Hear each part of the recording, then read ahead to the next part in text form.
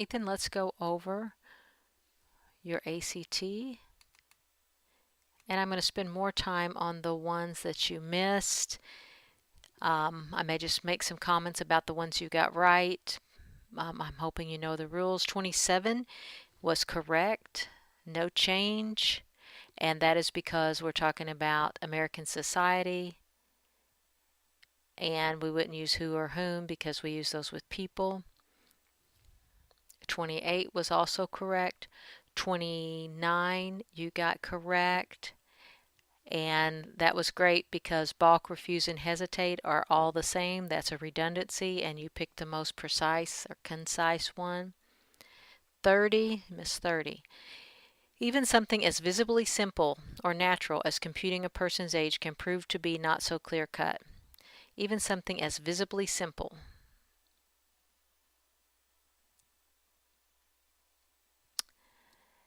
I know it's apparently simple. Even something as apparently simple. Because computing a person's age is apparently simple. It's not visibly simple because we would be doing it in our minds. Entirely simple, again, it's not something we can see, so it has to be apparently. 31. You picked B, clothing was inappropriate. Given that all the choices are true, which one would best illustrate the term dress code as it is used in this sentence? And this is, when I look at this, it's talking about the term dress codes, but it has clothing underlined. And this is a retired ACT, so you may come across some like this. In 1970, the school board in Pittsburgh, New Hampshire approved a dress code that prohibited students from wearing certain types of clothing. And so we're trying to define the dress code of 1970. Certain type of clothing that was inappropriate. Certain type of clothing that was inappropriate. Certain type of clothing, comma, including sandals, bell-bottom pants, and dungarees. It would have to be this one, clothing that is permitted in some schools today. And the reason it has to be this is because of 1970, because those were the things that were prohibited in schools. And you don't know that because you weren't in the 1970s, but think about the 70s when I was in school. Girls could not wear pants at all. But this one, C, would be the answer because of the 70s, and they're talking about the dress code of the 70s. Okay, let's look at 32.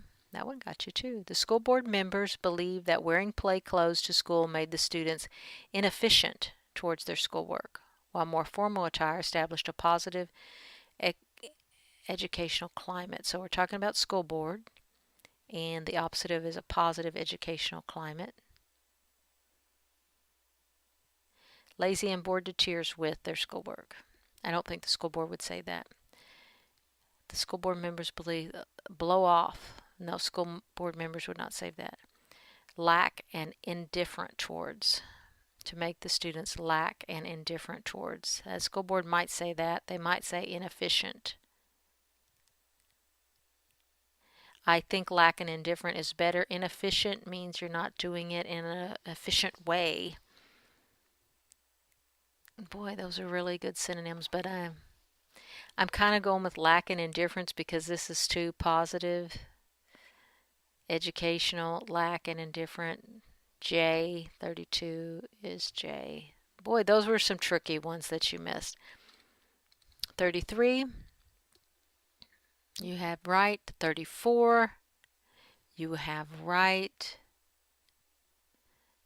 which you chose J, United States District Court of New Hampshire.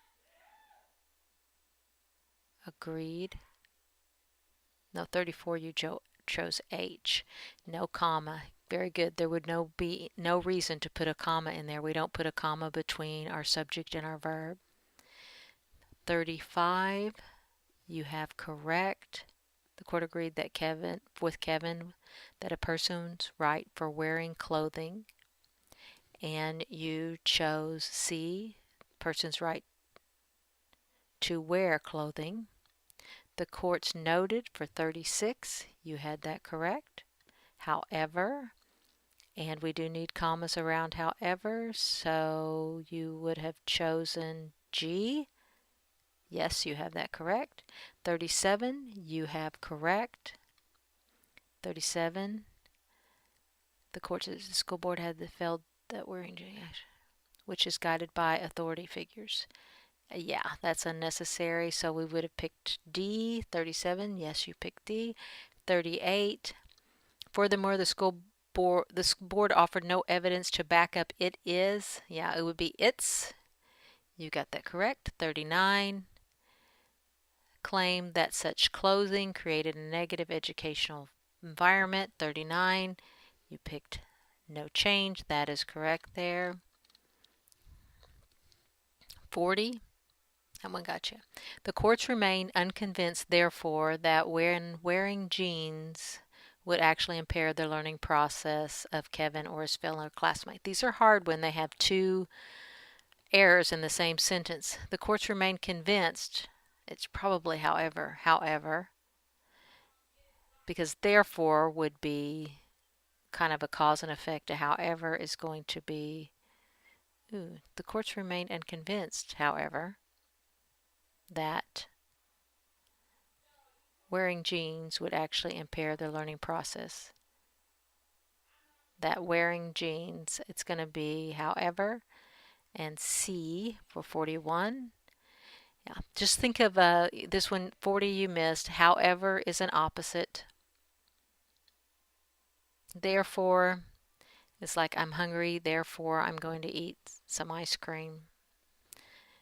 It's like kind of a cause and effect. However is contrast. 42, you got that correct.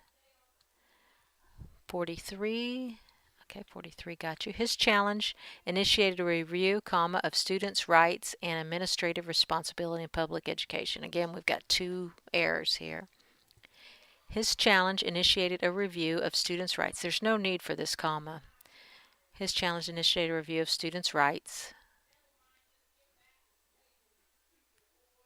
and administrative responsibility. So it's going to be C, because there's no need for any commas at all. You chose D, and this right here, if we would put rights after rights, a comma after rights, his challenge initiated a review of students' rights, comma, and administrative responsibility in public education. That would be okay if you had a compound sentence, but we would need a noun and a verb on both sides of the comma, and we don't have a verb on the second side, so no comma on there. 44, oh, that one got you too. In public and administrative responsibility in public education. No change.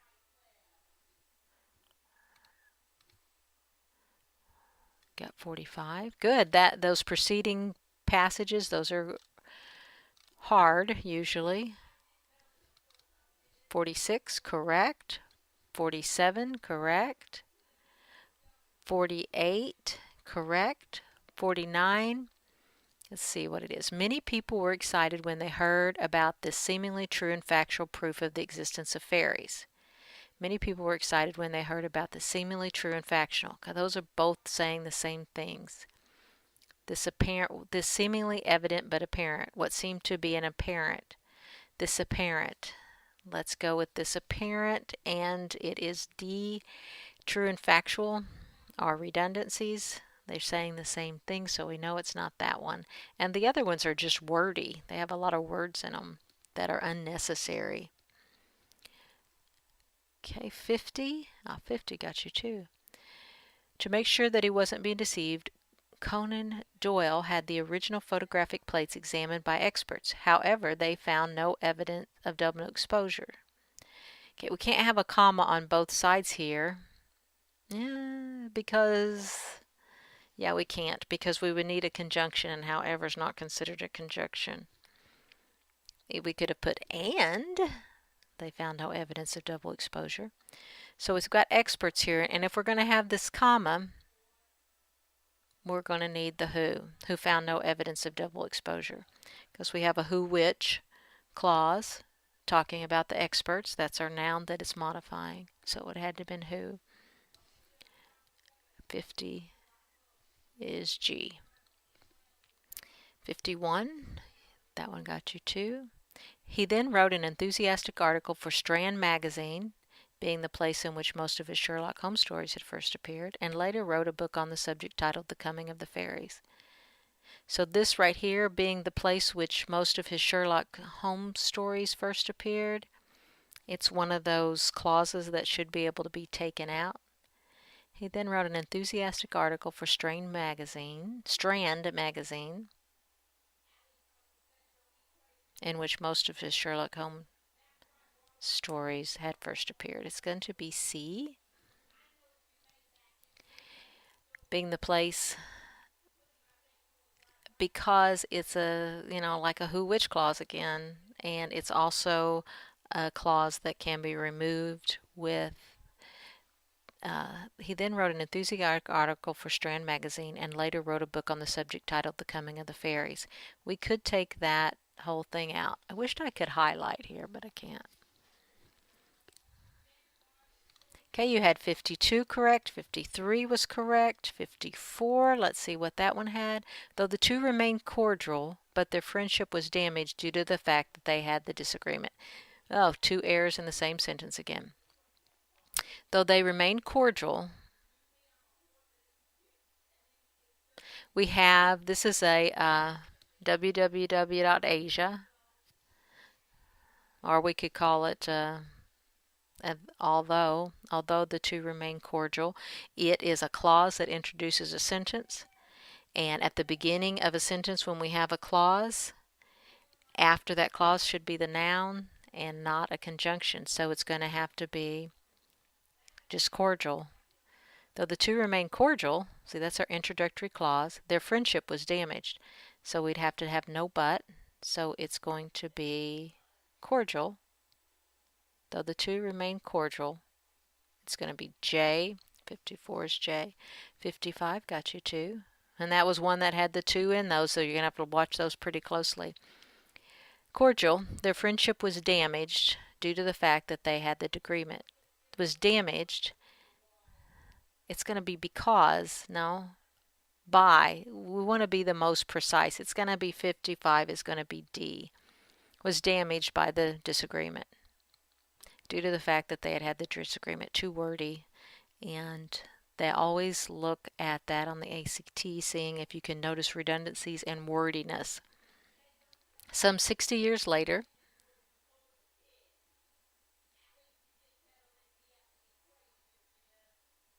begin new paragraph or don't begin a new paragraph. Okay, let's look at why we would begin a new paragraph.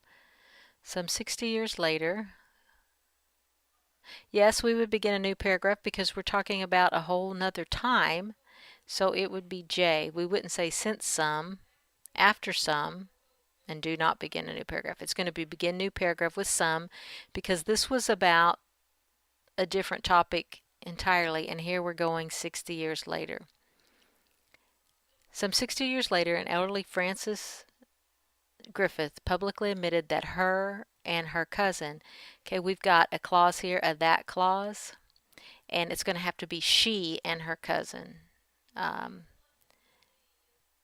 Because her is an object, and when we have the that clause, we start back over with the subject, so it's going to have to be she and her cousin, which would be C. Oh, you got that right. Very good. 58, you got that right. 59, you got that right. 60. Oh, these are hard. Suppose the writer had decided to write an essay that summarized how belief in the supernatural had influenced the writing of famous authors. Would this essay fulfill the writer's goal? And this one was about, if I remember right, about the guy who wrote Sherlock Holmes getting fooled by his cousins about fairies.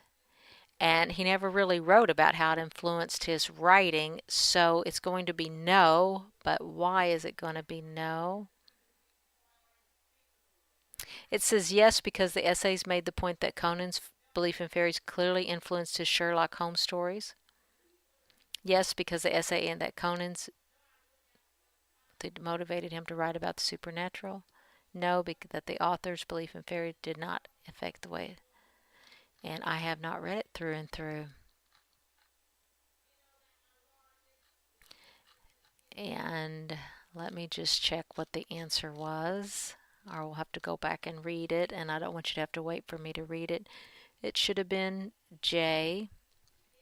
No, because the essay limits its focus to the particular event surrounding one author's reaction. And that's what I would have thought too, just by quickly reading it, because I don't remember in the Sherlock Holmes series anything about the supernatural. But anyways, 61, you got correct. 62, Emily Dickinson. Although her physical contact with the world was limited by caring for her invalid mother and by her own poor health, so now we should have a noun. Correspondence. Their correspondence, Dickinson's correspondence was extensive. It's going to have to be Dickinson's correspondence. 61 is C. Oh, you got that one right. 62 is the one that you didn't. By her correspondence was extensive.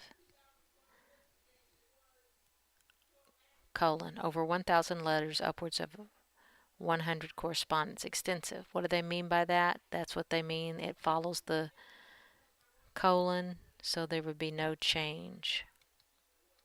A colon can be used as after the colon you can explain what you mean. So her correspondence were extensive, this is what they mean by extensive.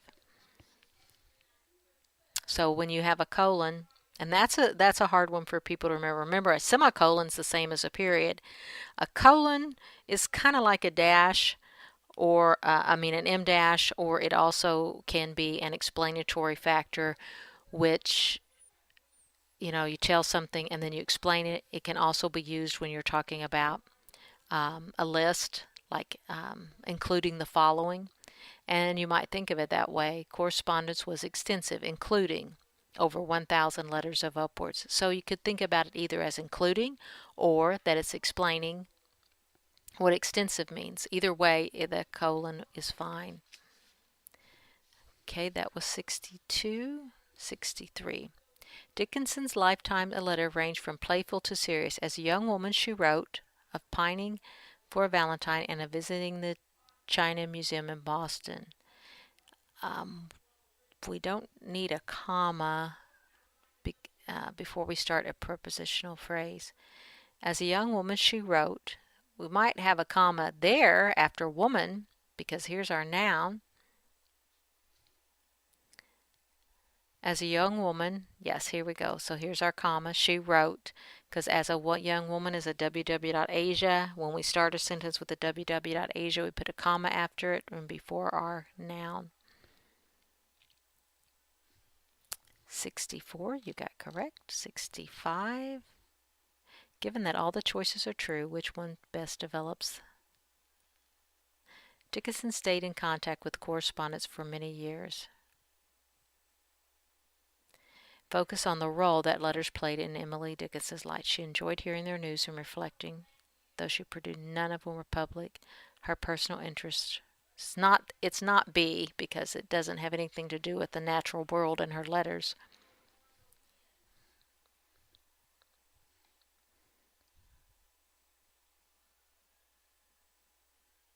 It's going to be D, because she stayed in contact with them. And why? Because she enjoyed hearing. 66, you didn't miss. 67, 68, 69.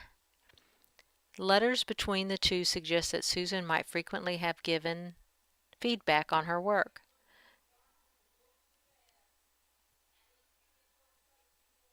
It's going to have to be Emily feedback on her work, because this her will go back to the noun in front of it, so it can't go back to Susan. Letters between the two suggest that Susan might frequently have given feedback on Susan's work. That's not going to work, so it's going to have Emily feedback on her work, because this her can go back to Emily. But if we have this her here, it's going to go back to Susan. It's going to be C. 70, you got correct. 71. At one point, Emily sent a draft of her poem safe in their alabaster chambers to Susan, who read the poem. Given that all the true, which one most clearly describes an interaction? Okay, she read it. That's not an interaction. She just read it. She liked it. That's just her thoughts. She praised it and suggested revisions. That's an interaction. If she considered and thought about it, that's not an interaction either. So it is D. 72. Emily wrote 2 other versions of the second stanza. Wrote 2 alternate revised. No, that's a redundancy. Rewrote 2 additional alternates. Redundant. Rewrote 2 other alternates. That's redundant also. It's going to be no change. All of those are redundancies. They're saying the same thing over and over. 73. Dickens's last 20 years of letters, M- many over 1,500 in length, reveals the breadth and depth of one's connections. These M dashes here that you see after letters and after link, they're the same as commas. You can use them anytime you use commas generally. But it also works the same as commas, that many over 1,500 words in length should be able to be taken out of the sentence then without affecting the sentence. So then let's look at it. Dickinson's last 20 years of letters reveals, and see we have letters reveals. We could say letter reveals or letters reveal. We can only have an S, one S between our, if we have an S on our noun, we can't have an S on our verb. And so they didn't ask us about the noun part, so it's going to have to be B because we have letters reveal. That's a subject-verb agreement. 74, you got right. 75, perhaps this legacy of letters explains what she means. Okay, perhaps. And see this legacy of letters, we have something in commas, which means we should be able to take it out. Perhaps explains, so we do not need those commas around there. Because this legacy explains, here's our noun, here's our verb, and we don't need any commas unless we want to put a comma after perhaps, which is kind of optional. None of these have it after perhaps. Perhaps this legacy of letters, perhaps this explains what she meant when she said that her friends were her estate. Yeah. Perhaps this explains. That might work. Perhaps this legacy of letters, no comma. Oh, but they have a comma after letters. That's not going to work. No, that might. Perhaps this explains. Perhaps this legacy of letters explains. It's going to be D because perhaps this legacy of letters, you could say perhaps this explains, but this legacy of letters, it's really the kind of the noun of the sentence. Now this legacy is our noun, of letters is our prepositional phrase. So if we were going to put a comma, we would put perhaps this legacy comma of letters, but we don't put commas around prepositional phrases. So it's going to be perhaps this legacy of letters. This is acting as an adjective. Legacy is our noun. Of letters is a prepositional phrase, and explain is our verbs. And sometimes when you're having trouble, do that. Find your subject, noun, and verb, and then work your way through that sentence, remembering we don't put commas about prepositional phrases. We don't put commas between our subject, noun, and verbs. We do put commas around clauses. All types of clauses. And so if there's commas around something, you should be able to take it out. And that one that had the subject noun agreement, they do that all the time too. They will put a clause in between and see if you can catch that subject verb agreement. Okay, go ahead and work on the rest of the ACT. After this, we're going to switch to another essay, but I might come back to some of this when we have a short week or something. So finish it up, send it to me, and we will see what your overall score was. It's the end of the video.